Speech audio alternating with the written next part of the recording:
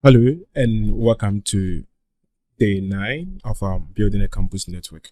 So in today's video, I'm going to configure Hsrp, which is going to act as a default fault tolerance for a default gateway.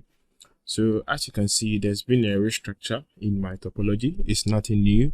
I just figured that since VLANs are operating at the layer 2, both core switches should get an uplink to one dedicated switch which has no configuration, and all the way up to router 3, and it changes nothing. First, there was only one uplink to core switch, from core switch 2 to the gateway over here. So now what I'm going to do is I'm going to configure Hsrp for the core switch 1. VLAN 10 is going to be the default gateway for VLAN 10 on core switch 1, and then on VLAN 20 is going to be a backup gateway for VLAN 20 on this side. Same applies to core switch 2. So on core switch 2, I'm going to configure VLAN 10 as the backup gateway for VLAN 10 network, and for core switch 2 for VLAN 20 on core switch 2 is going to act as the default gateway for VLAN 10 on core switch 2. So without wasting much time, let me head on to my configuration tab. So this is my configuration tab, and this is core switch 1. So to configure Hsrp on VLAN 10, interface VLAN 10, standby 1 IP. 1 stands for standby group 1 IP, and the default gateway for VLAN 10, which is 10.1.10.254, and standby group 1 priority 200. The default is 100, and the higher the priority, the more the VLAN will be taken as the root gateway or the default gateway for any VLAN. So for VLAN 10, okay, so priority 200, standby group 1, preempt. Now preempt to make sure that the VLAN on that switch is the default gateway with respect to the priority number. So preempt standby group 1 preempt, and I will specify standby timers for faster convergence. Not necessarily needed, but let's take it away, and I will go back to interface VLAN 20. So standby 1 IP, and specify a virtual IP for VLAN 20 as we did for VLAN 10. So standby 1 group 1 IP 20.254, standby 1 priority. The default is 100, and we're going to configure it as 100 because we're going to configure the root gateway for VLAN 20 on core switch 2. Okay, so standby 1 priority, standby 1 preempt.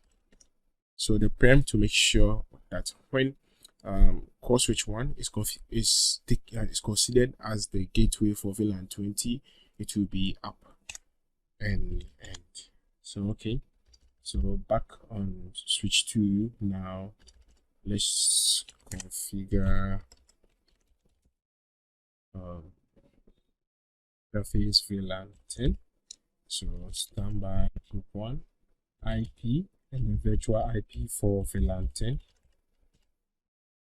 Standby 1 priority 100, so it's lower than the one configured on core switch 1.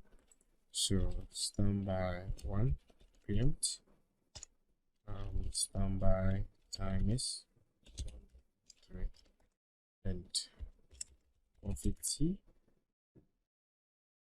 interface VLAN 20, standby 1 IP 10.1.20.254. Now let me show you something before I continue. And as you can see, show standby on call switch 1 tells me that for VLAN 10, the active router is local and the standby router is 10.11, as you can see here, because the priority is default 100. And now for VLAN 20, as you can see, currently VLAN 20 has the default gateway configured on call switch 1, as you can see, default. So the active router is local. Okay, so now standby 1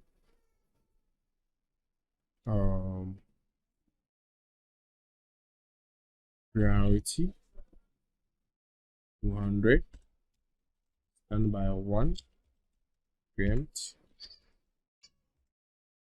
standby 1 times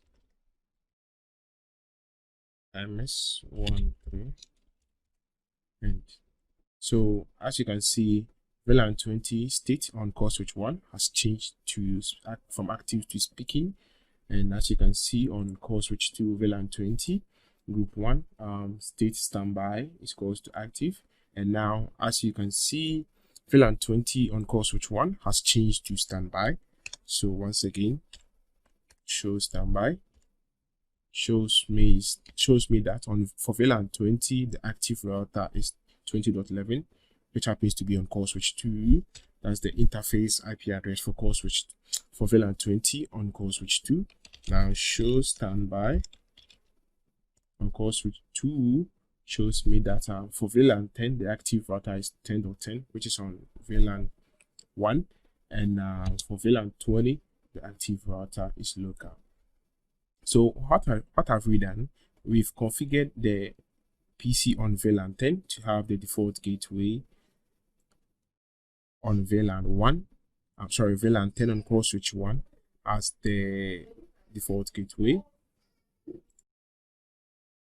And as you can see, for PC2 on VLAN 20, the default gateway is 20.254. So what have we done? Back to our drawing board. Now, let me show you how. So let me add a router to the topology. No configurations, just for demonstration.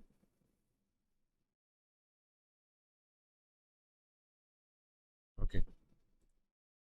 So logically, we have a router sitting in between these two switches, but virtually this router has been configured on call switch 1 and call switch 2.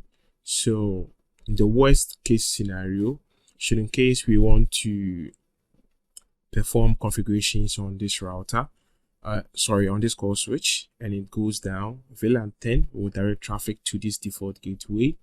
And let me show you something. Let me try to ping call switch 1. So on call switch 1, I will debug IP ICMP. I'll also do same for call switch 2, debug IP ICMP. And now let's ping the default gateway. Ping 10.1.10.254 and press on enter. So on call switch 2, I also ping the default gateway, just 10.1.20.254.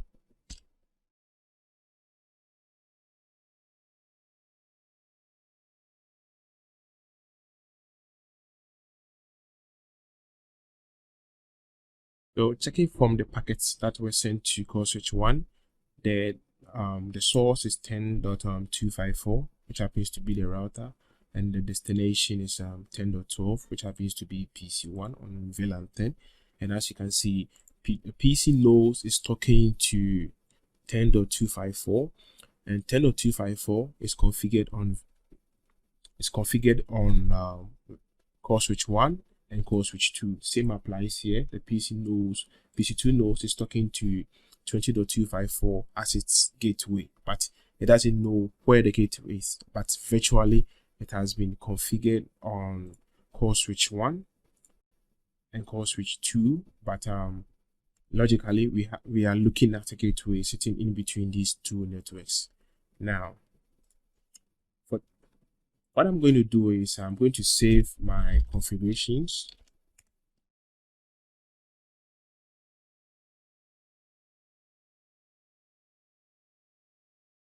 So let's wait for a while for the configs to save.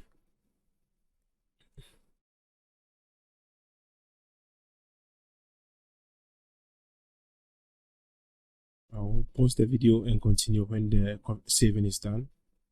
Okay, so now it's done. So now we are assuming we have a problem on core switch 1 or either core switch 2. So how can we test Hsrp